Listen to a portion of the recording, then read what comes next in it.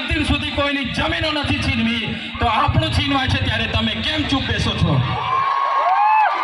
આદિવાસીઓનું છીનવાય ત્યારે આખો સમાજ ચૂપ બેસે છે ત્યારે દુઃખ થાય છે. એટલા માટે કોઈ પણ પક્ષ પાર્ટીમાં જે પણ નેતાઓ હોય, વડીલો હોય, યુવાનો હોય, બધા જ લોકોને આજે હું આહ્વાન કરું છું, પક્ષ પાર્ટી ચૂંટણી આવશે ત્યારે આપણે દેખાઈ જશે, પણ જ્યારે સમાજની વાત આવશે, જ્યારે કેવડિયાની વાત આવશે, બધાએ નીકળી પડવું પડશે, તો જ આ લોકોને આપણી એકતા બતાવી શકીશું. એટલે સમય ઘણો થયો છે, વધારે વિશેષ નથી કહેતા, પણ અમે વિધાનસભામાં તમે બધાએ મોકલેલા છે.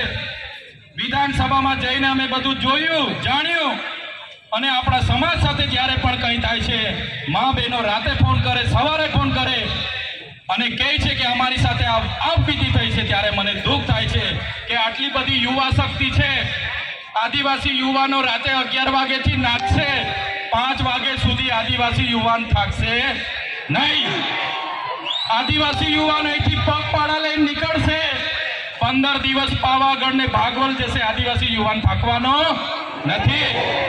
પણ આદિવાસી યુવાનને હું વિનંતી કરું છું, તમારી જે શક્તિ છે, તમારો પાવર છે, એ નાચવા કૂદવામાં, પગપાળા જવામાં કે લડાઈ ઝઘડા અંદર કરવામાં નહીં વેફળશો.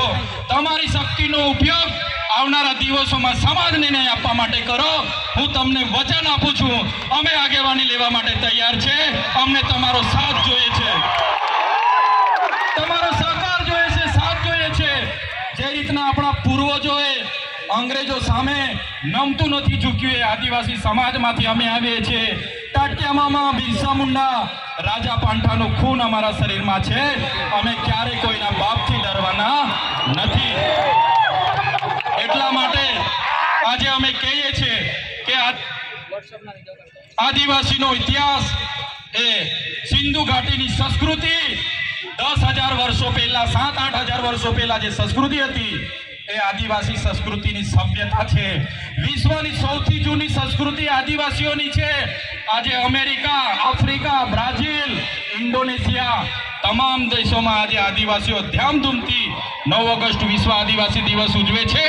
ત્યારે એક આદિવાસી સમાજના લીડર તરીકે, તમારા પ્રતિનિધિ તરીકે આજના કાર્યક્રમમાં તમને મેં સેવા જોહાર કરું છું.